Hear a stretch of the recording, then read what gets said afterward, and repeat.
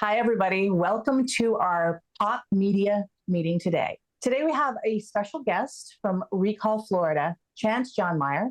He has some interesting things to say. You may have heard of them, you may not have heard of them, but this is a great opportunity for all of us to learn more. And we hope that you enjoy what we have to say today.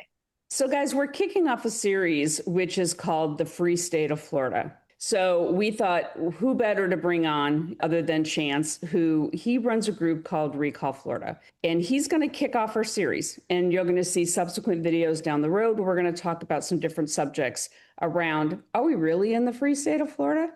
Chance, I've followed your group for a long time, from a distance initially, because there's a lot to it.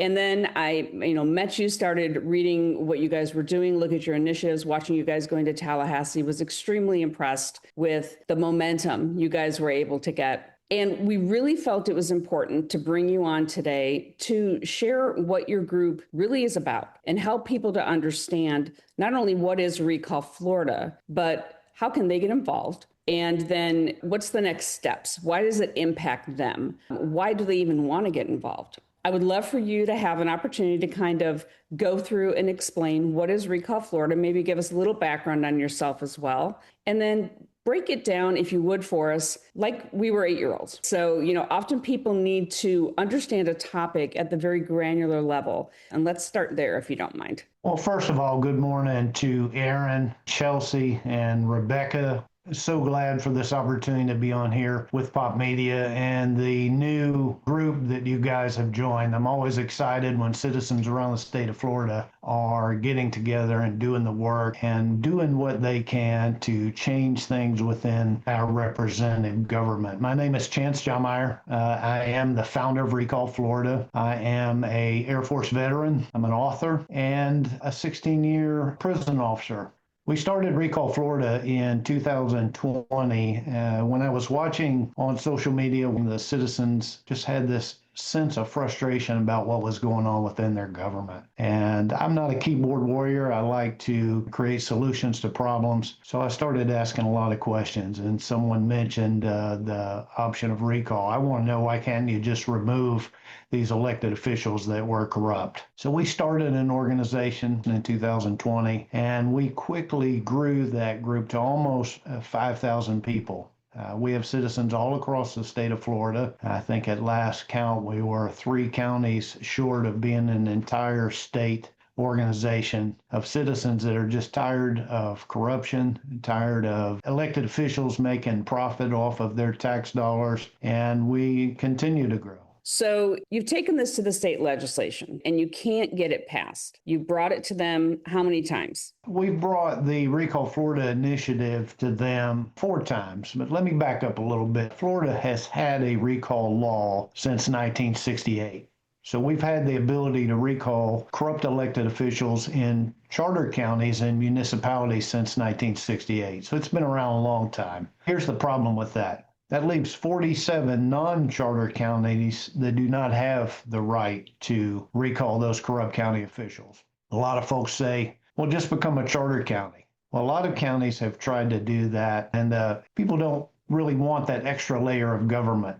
So, Chance, why do you think the lawmakers are afraid of giving voters the power to recall? Well, that's kind of a long story. We had to take the 10,000-foot view to come to an understanding of that. In 2023, when our recall bill went the farthest, HCR 131 passed every committee in the House. It passed the first 2 committees in the Senate before our Senate sponsor, Jay Collins, said this bill's not going to go any farther. I don't like to be told no on anything, and we had developed a network of people over that time, and we took that notification back to one of our people in Florida, Paul Reinhardt. Paul's a longtime lobbyist. He has a good understanding of what's going on in Tallahassee, and he said, this is what I think you should do. So we went back to our Representative Joe Rudman, and we said, Representative Rudman, this is what we would like for you to do. He said, absolutely not. We're not doing that. We're going to take the traditional route. So some time passed, and Joe finally agreed to do that. So we brought the House version of the bill to the floor for the first reading, and it passed the first reading. We brought it back to the floor for the second reading, And in the second reading, it passed without objection. Every representative minus one voted for the recall bill in 2023. That then took that bill and placed it into Senate messages. So the Senate had a second opportunity to hear that. After that, they said, no, we're not hearing it, and we are not pushing this bill forward. Had they done that, it would have gone into the Rules Committee. And then if it passed the Rules Committee, it would have went to the Senate for a floor vote. If it had passed the floor vote by 2/3, it would have gone to the citizens and the end of 2024. And they would have had a chance to vote on it. And then had the citizens of the state of Florida voted on it by 60% or greater, that would have amended the Florida Constitution, and it would have changed the law allowing all counties the right to recall corrupt county officials. Yeah, and it's crazy to me that they didn't want the citizens to have that voice. What you're doing is not saying we want to just be able to recall. You're saying we want the citizens of Florida to be able to have a voice on if they want to recall. We want all of the citizens in the state of Florida to have a voice. In our Declaration of Independence, it says our elected officials rule according to our consent. So we believe that if they lose our consent, we should be able to remove them. Our Constitution says in the First Amendment that the citizens have a right to petition their government for a redress of grievances. So that's what we see the recall petition as a simple petition for redress of grievances, kind of like a mulligan, if you will. We voted this guy into office. He's shown himself to be a profiteer, friend of the lobbyists, a friend of the corporations, and not a friend of the people. So we believe that we should be able to remove him. And the Florida Senate said, we don't care how you feel about that. We're not moving this bill forward. So after 2023, we went through 2021, 2022, 2023. We stayed out in 2024 because we still had Senate President Kathleen Passidomo. And during that time, we did our research. We submitted a FOIA request to the House to try and find out what was going on. We wanted to get the emails and the things that were getting passed back and forth on recall to find out why exactly were they refusing this. We went to the lobbyists that were lobbying against us, and we found out something very interesting with the lobbyists. We had the Florida Supervisor of Elections that was lobbying against us. We had the Florida Association of Counties that was lobbying against us.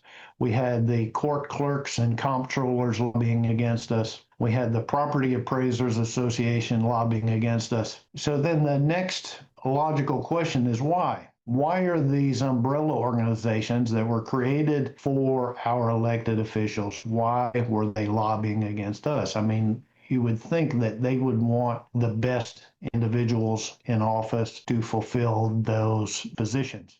And what we saw it was, in essence, was they were protecting the corrupt. So you have to begin to ask yourself, why are they protecting the corrupt? And we really didn't get a good understanding of that until some other things got in a discussion with Sabrina Watson one time. Sabrina is a strong and passionate voice. We don't agree on everything, but she is a bulldog. She's a fighter. She believes in what she believes in. She's going to fight for it to the end. And she said, you know, Florida's a corporation, right? Now, I don't necessarily ascribe to that, but it was an interesting point. So I just kind of set that to the side. One day I said, you know, I'm going to look that up. Is Florida a corporation? So I looked it up, and Florida is indeed a corporation, registered under Dun & Bradstreet, which is an umbrella organization for all corporations across the United States. As most of us know, corporations are first beholden to who? Their shareholders. Shareholders.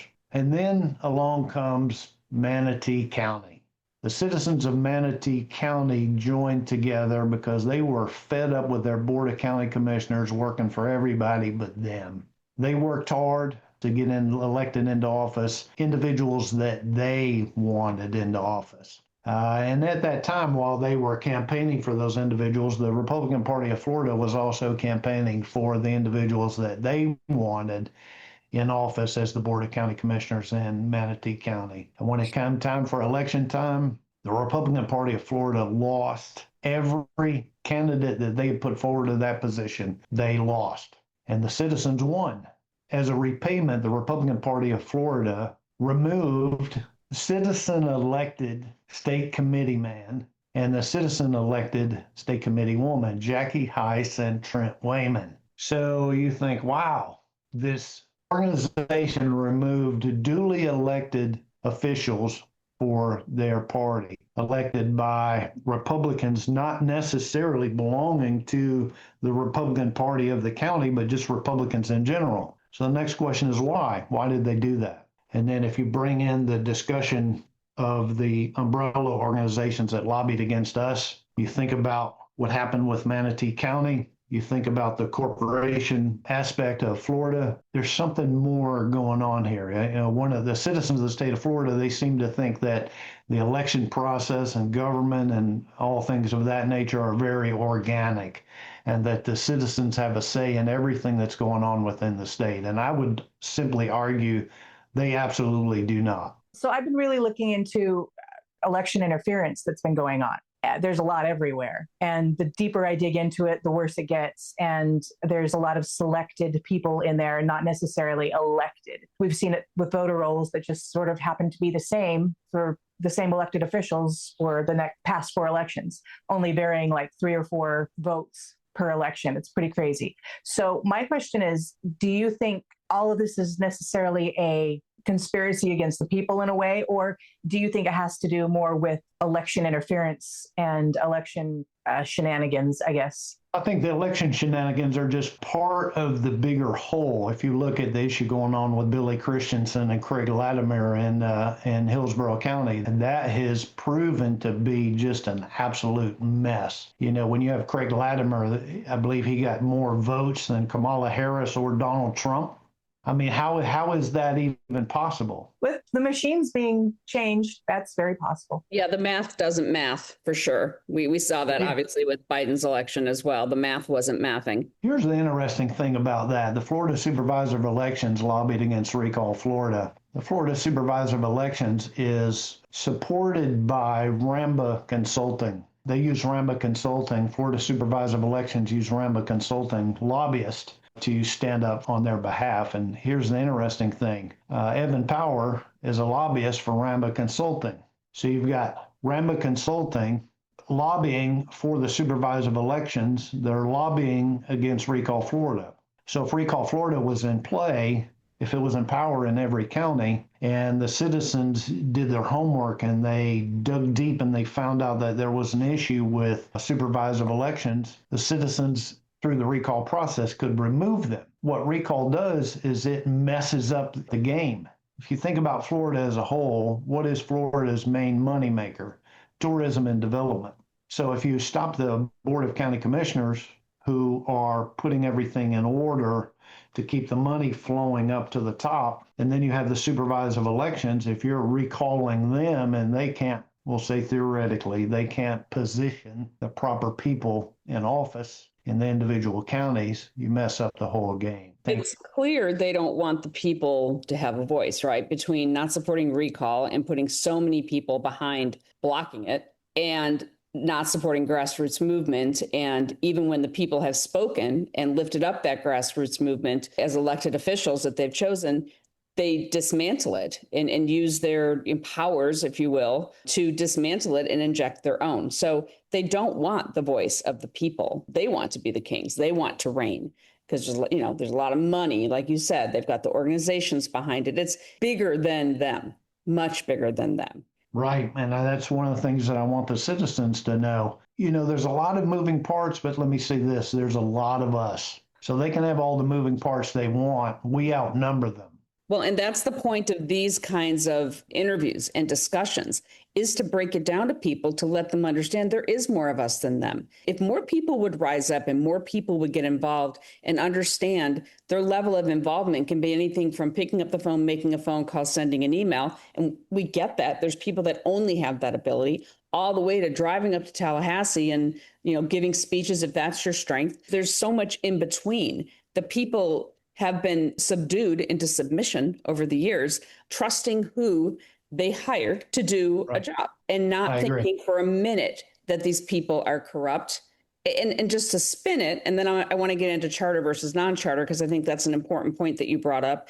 I think there's people that go into office with good intent, some, and then they get corrupted, or dare I say, blackmailed in some cases, or there's all sorts of nefarious things that you hear that go on. So I do think that maybe some people got in there with good intent, but the control of that group, that control, and I say group, the control of the corporation is so strong of that small number of people. And as long as the people just go, oh, okay, well, I've got my Disney World, I've got my beach, I've got my, my Home Depot, I can do with my house, I'm fine. My life is comfortable, especially in the free state of Florida. You just get subdued into submission. I wanted to add to that. I don't necessarily think it's that people think that when they elect somebody that they're going to be good. I think we have all just been conditioned to realize that it's the devil you know or the devil you don't know. And you either vote for this pile of garbage or this pile of garbage because it's all garbage. But there are some times where there are some, yes. But for the most part, I mean, I know so many people that are completely disillusioned with every politician that's out there. That's how I've always felt. And it's almost like desensitization. You just expect them to be horrible. So you just kind of are like, well, who's less horrible? Also, I wanted to ask you, Chance, who is the Florida Secretary of Elections? Doesn't Cord Bird have a major role in the elections? Yes, he does. He's probably the main person so I just wanted to make sure that's who it was. This is something I've been harping on for a while. Cord Bird does have quite a bit of say over the election process in Florida. He is not somebody that was elected.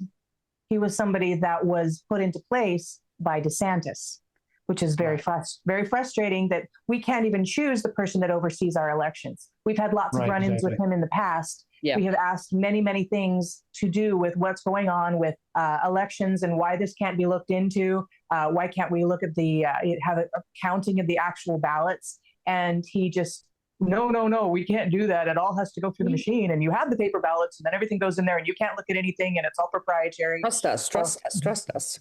Yeah. So it's very, very, and he's actually even admitted on camera that there were problems. So his issues might be systemic to why your issues aren't being heard more effectively. You mentioned something. One of the things that I think keeps us going at Recall Florida is this is a representative government. The people deserve a voice, from the janitor at the high school to the bank president. They all deserve a voice. In this last election in our county, 8% of the population turned up. That is atrocious for a state rep position.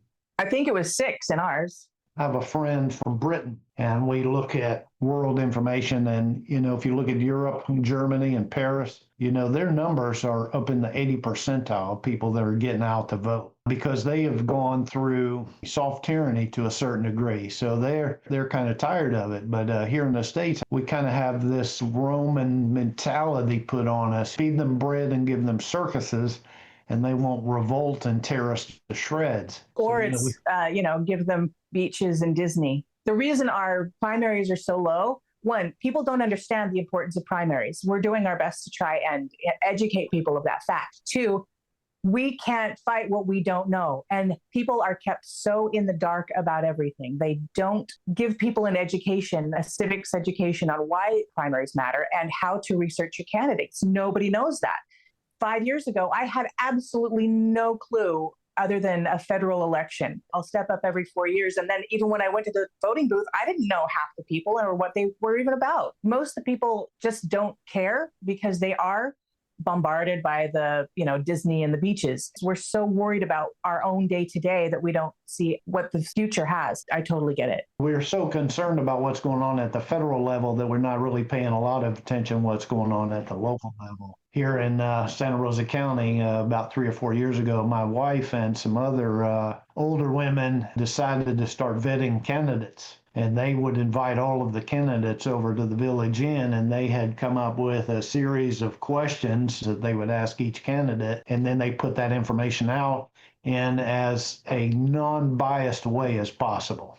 And what ended up happening is the entire city council of Milton was kicked out, and the Board of County Commissioners lost controlling vote. A lot of it is because they brought that information to the citizens. They put it out there on the social media sites, and they let the people make the decision. And from that point forward, the establishment in Santa Rosa County, they were pissed. because they lost control of the county for that short period of time. And my wife and those ladies got labeled the Pitchfork Posse. I was going to And say, you this- may need T-shirts and bumper stickers because that sounds powerful. We had 16% voter turnout here in the primary in Pasco. I think a lot of it is people they're like, well, this is our only choices. Where you have 80% turnout in the general. The average in Florida was around 20% for the primaries. It won't take much because if you figure a little over half of them are establishment people or the elderly who get the mailers sent in, it doesn't take many people to, like Trent and Julie did down in Manatee, to get somebody who's running as grassroots in. We just need people to show up and pay attention, and people don't want to do that. We, the people, are why we're in the situation we are in.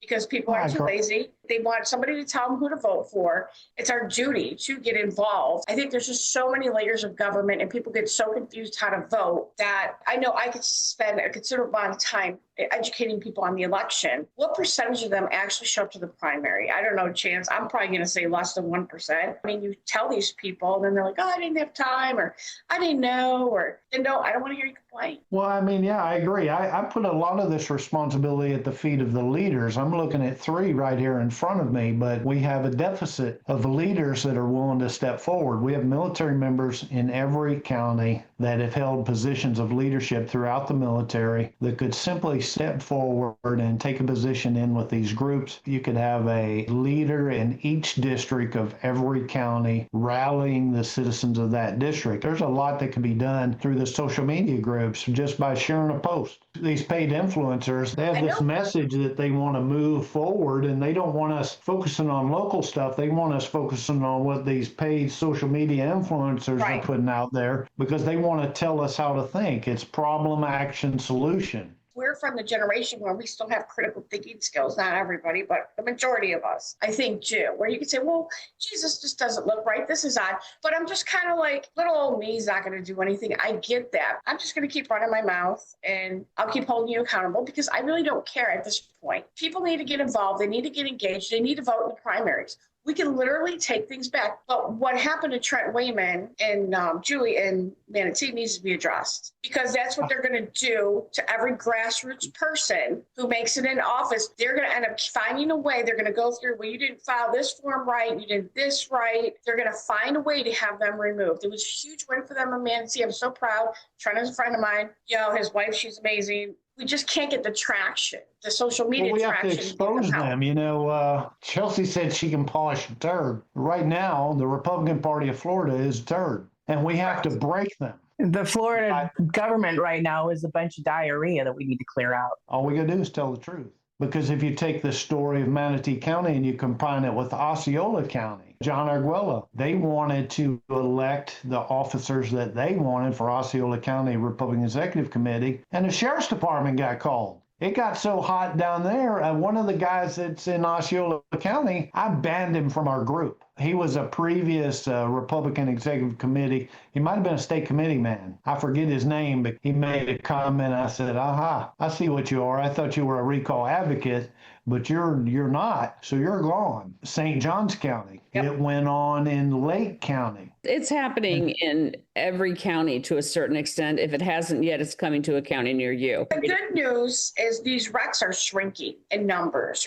Ours here, Pasco, less than 50 members. Right. And I'm with a formerly charter club that they kicked us out. They weren't going to renew our charter because we don't follow their rules. Now they're suing us for using the Republican name. I know, the playbook. Well, we fired a letter back. Let's see what happens. You don't own the name Republican, but they're saying they do. There's all this infighting, but in the interim, these other groups can grow bigger than these local recs. Those that are listening into this podcast, if you think about a corporate mentality, everybody kind of agreeing as one. It's one person many times.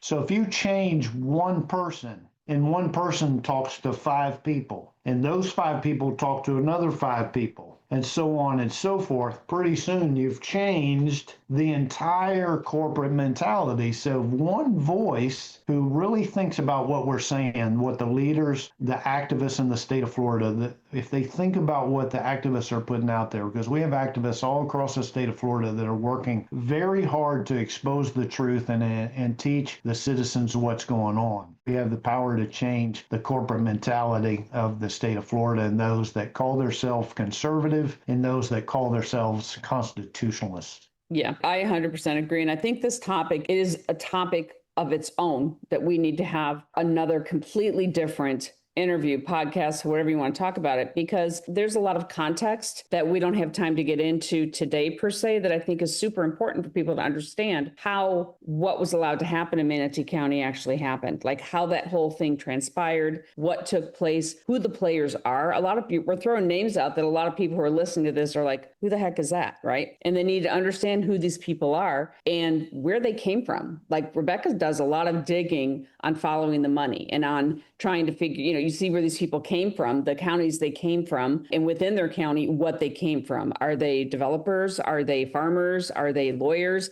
I mean, everybody's got a role to play, and they're put in those positions for a reason. It's all strategic because there's purpose behind it. So I feel this topic is very important. It's its own. We need to have a call, Chelsi, just on this alone. And we've talked about this as a group, that we wanted to find SMEs, subject matter experts, that could have conversations to break this down to a granular level so people could understand. Because people won't get involved in something that is like boiling the ocean. It's overwhelming. You're like, well, I can't boil the ocean. Well, no, you can't. But you can eat an elephant one bite at a time, right? You just do it a little bit at a time. And if we can bring it to a level where people can easily digest it, and that's what happened with us personally, because I didn't know all this stuff either. And it becomes literally overwhelming. So I would love to, for lack of better words, put a pin in the rest of this discussion and set up a separate meeting to really just focus on that issue. What happened? How was it allowed? I agree. But I think, for this bill, like Chance had mentioned in the beginning, it went into the Senate notes and it never went anywhere. Yep. Because it's all establishment. How do we push recall when How do you push anything if it's not within their agenda? In the free state of Florida, it's extremely hard until we have enough changeover of true grassroots people coming in. Your group has done so much and been out there, and it's so disheartening, and to see that you start to get momentum and then all of a sudden it's like, the wind was taken out of the sail. It's frustrating. They count on that. They want us to give up and go away. And here we're still here. So we're going to table this. I would love to set up another meeting, Chance. Definitely bring you in. You obviously have a lot of expertise, knowledge, history. You know the players, where some bodies are buried. I think it would be a really great discussion with the focus of educating people, just like today. What is it? What does it mean to them? How is this allowed to happen? Because if people think it won't happen in their county, they're wrong. If people don't realize it more than likely has already happened in their county, they're wrong. And it may not be at the REC. It could be at the BOCC. It could be at your mosquito. It could be your state legislatures. It could be your school board. It's happening. And I think that's what the three of us realized through, when we started, the previous group and started digging into things, we realized, wow, it's dirty from the ground up. It's dirty, and it's a good old boy network. There's so much to it. Let's pin that, and we'll set up another one and, bring you back, because I think you have a lot to offer on that particular discussion. I did want to segue into something you talked about, because we use this term a lot, and I want to make sure people understand it. Charter versus non-charter. What is it to somebody much younger than us who doesn't know anything, about politics or what have you? What is the difference between a charter and non-charter county? And how does recall really have an effect on that? In the state of Florida, there are 20 charter counties and municipalities. And the thing with the charter county, Florida has 67 counties. Each of those counties have a form of government. A charter county is a separate form of government within that form of government. So you have your county government, and then you have where the citizens, they can kind of make up their own rules. They can decide, okay, we want to deal with water in this fashion. We want to structure our government in this fashion. And so it's kind of a government within a government. And in 1968, the 20 charter counties were the most populous areas in the state of Florida. And that's one of the reasons that the legislators gave those counties the right to recall, because they had their business that they needed to take care of. And if the counties were having issues with their officials, they wanted the citizens within those charter counties to be able to remove them. So basically, the difference between charter and non-charter is you have a government within a government. It's like incorporating a city or a municipality. A city has its own form of government within a county. So a lot of people reject that charter mentality because they don't They see it as more taxes, more control, and things of that nature. Now, isn't it also true that in a charter versus non-charter, you've got certain positions that are put in place by the governor versus other groups within your county, as well as like a superintendent is put into their role from the school board versus being elected by their citizens? I think that's possible in some counties. I know Jacksonville, Duval County, they have a little bit different form of government. I don't want to speak on that too much because I don't know a whole lot about it. But one of the things that I find interesting, if you research constitutional officers within the Florida statutes, it includes a lot of positions. I don't want to reveal too much there because that's a card we're holding in relation to recall that's going to require probably a court case to challenge that. So we'll leave that at that. Ooh, you got me intrigued, Chance. Now I want to know more. I know the last thing that you wanted to talk about, I know you're involved in some different initiatives, is public records law. I don't know if that's just sunshine law or other types of public records law that you've been dealing with some initiatives around. You want to chat about that a little bit? Well, our public records law, sunshine law, the fees that are incurred by citizens that are trying to pull the public records are contained within the sunshine law. So what we believe as citizens, if we want to try and put a rein on what some of these elected officials are doing, we need to change the law to make it more difficult for them to hide information.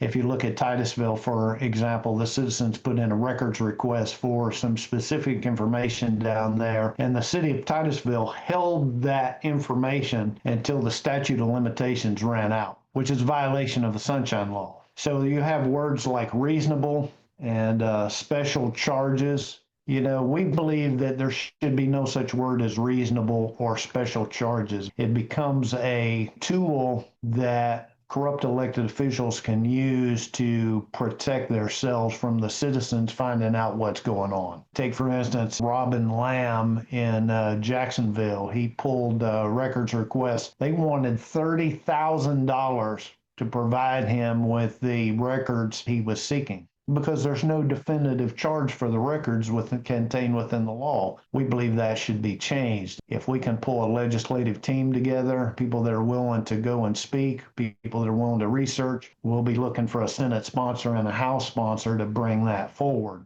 And there's also another part of the Sunshine Law that came out of a recall in Crescent City.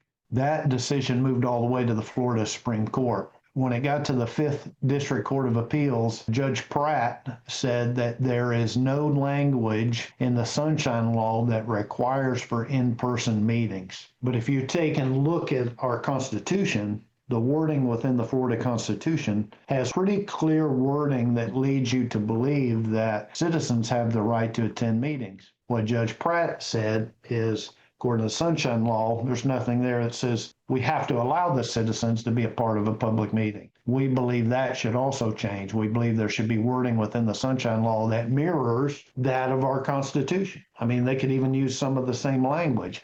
We want to bring that to a Senate sponsor and a House sponsor and get that change within the law. To those of you out there that are listening, if you're serious about corruption within your counties and your communities, let's get the current law changed so that the elected officials cannot hide behind this loose language that protects them from providing information that could potentially expose them. Let's change the law. There's so many laws that we're putting out that really don't matter in the broad scope of things as far as protecting us as citizens, and we need your help. I know Rebecca has been given bills of like, what, $10,000 or something for asking for FOIA requests for things pertinent to her case. I mean, it's insane. Yeah, it's bullshit is what it is. Pardon my French, but I decided after the last session when Senator Don Gates told us he was going to be our sponsor for our last recall bill, he said, we're not going any farther. So, you reach a point where you're fed up. You talk to these guys, you're respectful to them, you go across the aisle, you're very diplomatic when you talk to people. When we went to Tallahassee, we went to the Democrat side, we went to the House side, we went to numerous people up there in the Capitol, and we talked to everybody. We were very respectful. We provided them with information so that they would have good subject knowledge of what was going on. and you reach a point where you're fed up. You want to take the gloves off, you want to tape up the hands, and it becomes bare knuckle boxing. Figuratively, I got to say that, so they don't think that Chance Johnmeyer is this violent guy that wants to take over the government. The way things are going now, you'll end up in cuffs and hauled off to jail. Is there a way that we can do this as citizens through courts as opposed to through the legislator? Because you mentioned that you were going to go through with a case. Is there a way that we could come up as with a group of citizens to take a big bunch of ideas to put it in a court case and then sue the state over the sunshine laws? Is that possible? We've done a little bit of research on that. I'm not an attorney or a legal expert, but it's my understanding that you have to have injury in order to be able to bring a case to that degree. How have you personally been injured for something like that? What about the excessive fees? Like, okay, Rebecca, how much did they try to charge you for information for FOIA requests? I was told by our supervisor of elections that nobody has ever asked that, and it would cost, his guesstimate would be well over $10,000. That's insane. So that's something that would be an injury, to not be able to get information because it's prohibitively expensive, because it's due to a case or due to something like that. So It's having standing, right? You have to have standing. So in that Yes. case, so for example, I'm not saying that's what we're doing, but if Rebecca could, because she's already suing the whole state, she might as well just grab another one. You have something where you have the standing. I was injured because I could not get any of my information because it was prohibitively expensive. It was having to do with a case and I was not allowed to have it. Could something like that be brought? I don't know. That's a legal question that I think would be a good way to look into, because The you're problem trying is they outfund you. So Supervisor Elections trying to say have staff to manually do a recount. The overvotes and undervotes didn't match up historically. My race was a few hundred votes. Literally a few hundred votes. And the undervotes historically and the overvotes did not match up to historically.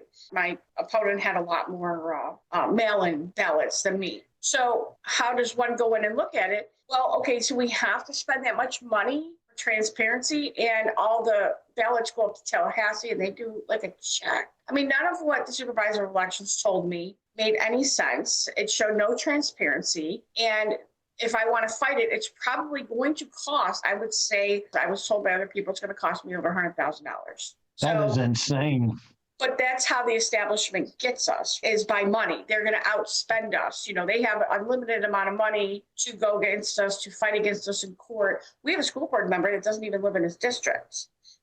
The opponent tried to sue him and just didn't have enough funding to carry it through to the end. You get what I'm saying? He won his first case in circuit court, but then when they appealed it and the Rhino attorney came down and helped school board member, you're just talking mass amounts of money you need. And he would have needed well over $100,000 just to fight pure facts. So he couldn't fight it in the appeals court. The establishment wins, and he's our school board. That's a rubber stamp. This is one of the reasons that I've really been considering hard seeking a master's in legal studies degree. Because in a situation like this, you want to learn how to fight. You know, I don't necessarily want to be an attorney, but if I find myself in a situation, or say I find someone like you that's in a situation that we can belly up to the bar and bring it to them in such a way that we know process, we understand the process. Okay, they punch me here. How can I punch them here? A punch for a punch. And when they realize that, hey, you know, you've got some citizens out there that are punching back and they're savvy and they know what they're doing, you know, I would want to multiply that. I want to make as many people as I can powerful so we can stop being pushed around. Well, constitutional law is fascinating, and there's so much in there that nobody really realizes, and it's completely different than the way that the bar actually works. The other thing I would like to do, and around this, that I think we could do a show in of itself, is there is another ability to be able to change law. And that is, and I don't know what the process is, I just know that the citizens can require it to bring to a vote. So it's kind of like the recall process where it's going to go on the ballot, but it's so many, I believe it's signatures or votes or what have you that can come together that will require it to be an amendment change that will be voted on. I know enough to be dangerous on it. I know that there was at least one initiative in the last election, I believe, that was brought by the citizens. And obviously several initiatives were brought by many other entities, sugar, marijuana, all that sort of stuff. I would love to delve into that and have a show on itself, because I think that would be a good way to educate people, to show where we do have power. Like, we're not just victims. We don't always have to go to court. Court's a good thing, but let's face it, we know our judicial system is also corrupt. So yes, you can appeal. Yes, you can continue to appeal, but that's time, that's money, and they count on people running out of both. There's things we can do that we can share with people. And I think those might be just different avenues to explore and do shows on to educate people a little bit more. Chance, I know that you have a hard stop. You've got some things you got to take care of this afternoon. So I want to respect your time. What I'd like to spend the rest of the time is just now segueing into, okay, so now what can people do? What is it that we could do and others can do to support recall, support the initiatives surrounding recall from all angles, right? Anybody who has a little bit of time to a lot of time. What are some of the things that you would like us to cascade to them? There's several things that the citizens can do. Number one, just talk about it. Talk about it with your friends and your family. Educate yourself on the subject. If you are one that likes to read statutes, I don't particularly like to do that, but I do it because I want to be educated. If you want to learn about recall, you can go to the statute, Florida Statute 100.361. If you want to go somewhere where all of this information is in one area, you can go to recallflorida.org and look at our resources section. What we've tried to do there is bring all things recall under our resources section. You can go there and you can pour through the resources that we provided there. The second thing that you can do is talk to your senator and your representatives. Say, I want a voice. I live in a non-charter county. I don't have a voice. If someone comes into my county, we believe them to be corrupt. If they show themselves to be corrupt, as a citizen, I want the power to be able to remove them. Talk to your friends, talk to your family. Once again, it talks about multiplying, your own personal beliefs. You have a voice. You need to use it, spread it. When it comes time for legislative delegation meetings, our representatives come off of their thrones once a year down to the peasants level and talk to us about the concerns that we have within the county level. Every legislative delegation meeting in every county across the state of Florida should be standing room only every single year. Either go in support. You don't even have to say anything. You can just go in support. You can just show their presence, because when you've got 3 or 4 people up there at the table and 1,000 people fill in the room, they sense that presence and they sense that something's up. People are upset with us. Maybe we should listen, because and I know in my own county, the last one I attended, it's just a formality. They were very clear on how they felt about the citizens in the room that time, in their body language and how they portrayed themselves. When we went into the legislative delegation meeting, my wife is always very gracious. She dresses very professionally, and she went to shake the hand of our local representative, Alex Andrade, and he refused to shake her hand and said to her, "You don't mean it." Didn't matter who was around, who was paying attention. As a representative of the state of Florida, his conduct should have been above reproach. He let his emotions get involved in it, and he expressed that to my wife. So it's important that, we outnumber them. They need to show up to the legislative delegation meetings. Educate yourself on recall. Talk to people about recall. Contact us. We started an initiative called Fed Up Florida. We started it for the purpose of giving citizens a voice. And we're working on a podcast, just like you guys, where we have people come in and you tell your story. We recently did one on Walton County about a county administrator that was arrested. We believe it was retaliation for him attempting to expose some corruption. If you have a story that you want to tell, we want to tell it, because when people have a voice, when they can tell their story, it changes the narrative. And that's where our power is when we start to change the narrative of the big money guys putting their narrative out there. When we change that narrative, they lose their power. When we start putting out the rest of the story, according to Paul Harvey, they start losing power. Now, where can we Contact find us. Fed Up Florida? Is that a Facebook group? Do you have a website? Just curious. We have a blog right now. Our website has a section, Fed Up Florida. So if you know a writer or a journalist that is writing things that are provocative, that are challenging, we'll put it up on our blog, because we want to inform the citizens of Florida. We want to drive people to our website. and educate them. You can contact us. You can send us an email at floridarecall2020@gmail.com. So send us a note. You can sign up as a contact form on our website also. Quick question, your book, what was your book about?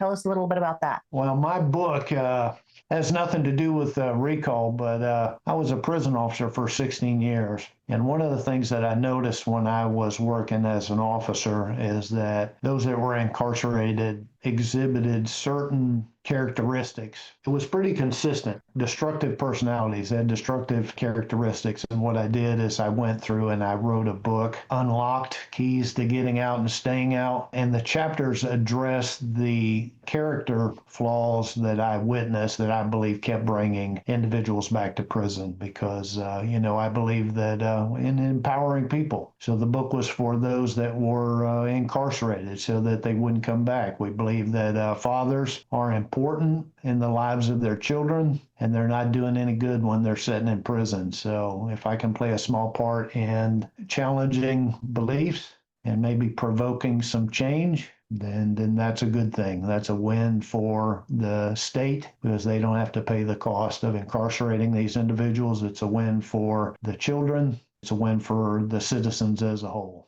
I appreciate that. Thank you. What else would we like to cover today? I think those are excellent ideas. I love the fact of the more you can spread the word, the better. The more you can just get involved, find out information, ask questions, contact your representatives, find their numbers, put it close to you and have their email ready so that you can call them all the time about stuff. It makes a difference. People don't think that they have a voice. Speaking of the free state of Florida, the free state of America is we really don't have our voice anymore. The only thing we have is the power of the pen. That is the last use of freedom that we technically have. So the more we can use that, whether it's an email, whether it's a phone call, use it because our voice matters. And the only way we're going to get this taken care of is if we actually do something. Yeah, I completely agree. And when we were in Tallahassee, it was said by some of the representatives up there that if you take the time out of your day to drive to Tallahassee, then it must be important. So there's a lot of retirees out there in the state of Florida that are no longer working that could take a day out of the year and drive to Tallahassee and walk the halls and talk to their senators and say, you're doing a good job, or you suck. I don't like what you're doing. Whatever the case may be, you're driving to Tallahassee and you're expressing that to your representatives. I really appreciate what you had to say today, Chance. There's a lot of information that I found out that I didn't know about. And the more we uncover all of this free state of Florida stuff, the more we realize we aren't free. What do they say? The difference between freedom and liberty? Freedom is when you make choices that are hard, and liberty is when you're let out of a cage on a leash. That's sort of where we're at this point. So we need to really make sure that freedom's scary and we have to really work to keep it. So we don't really have much of it right now. We really need to make sure that we have our voices ready and we can make a change. I'm thankful that you guys have stepped forward with Pop Media. You've decided to put your voice out there, enter into the ring. It's a bloodbath. Oh, it is. And we kind of have to have layers of activists. You've got your front line, and when your front line gets exhausted, they move to the back and the next line moves up. Keep pressing forward to change. And this can be done legally and it can be done powerfully, but you have to speak up. You have to step forward. You have to make your presence known. You just got to show up. Your Board of County Commissioners meeting, show up in Tallahassee, write an email, make a phone call, that kind of thing, and do it by the thousands. I firmly believe that we can make a change that way. Power of the pen and power of your voice. Everybody's voice matters. Well, Chance, thank you. I appreciate you guys coming on today and all of us being here. And we are going to do our best to get this out and make sure that people know what a difference they can make by using Recall Florida, by using whatever means necessary. Well, it's like a bundle of sticks. The more we are together, it's easy to break one or two, but when you have 150, you can't break that. So that's what we're working towards. Is the more we have, the stronger we are. The only other thing I want to add is whatever you have, some of those stories that you said that you're bringing into your Fed Up Florida, share them on our page. We'll share that with our audience as we grow. And then on top of it, for anyone who's watching this video, tag your representatives in the videos. When you're posting them, tag those representatives that, the more people, it's a simple thing you can do. The more people that see it, the more people that forward it and reshare it, they see it every single time if they're tagged. So there's definitely power in that as well. And I really appreciate you taking the time, Chance. I know you're a busy guy, totally respect that, respect everything you do. Thank you so much to share with us, everything going on with your initiatives. We're super proud of you, and we appreciate you paving the way for folks like us to, continue to do what we are feeling called by God to do and impassioned to do, which is very clear that you were as well. I appreciate that. Rebecca, you good? I'm going to echo what Erin and Chelsi said. Greatly appreciate it. When we unite, and it doesn't take many to upset powers that be. Sometimes it only takes a few voices, to get their attention, which lets you know, hey, they're listening to you. And I'm one that likes to stay with facts and the Constitution and what they're supposed to be representing in the free state of Florida. It's our duty to air our grievances. So we want to get involved. I know the exhausting part. Sometimes I just take breaks because you got to take breaks in between, because otherwise you can really go crazy. And I think that's always been my biggest thing. Grassroots candidates coming into races, they want to come in gung-ho, going like a year before the primary. Well, people aren't getting involved. And I'm like, they're not going to. So right at the end, and then they burn themselves out. We can give advice, but whether they want to receive it or not is on them. I think it's encouraging that more and more people are starting to wake up and get involved, and that they have groups like you that they can go to and have resources for, right? And a network for people locally in their community. That is huge, that in itself. So appreciate everything you and your group does. And again, if you need anything from us or any way we can help you, please let us know. Absolutely would love to work with you or help you in any way. I love the information you shared. We'll work on some additional follow-up things. We're leaving on smiles, so that's good. Appreciate everybody, and we will see you guys later. All right, you guys have a great day.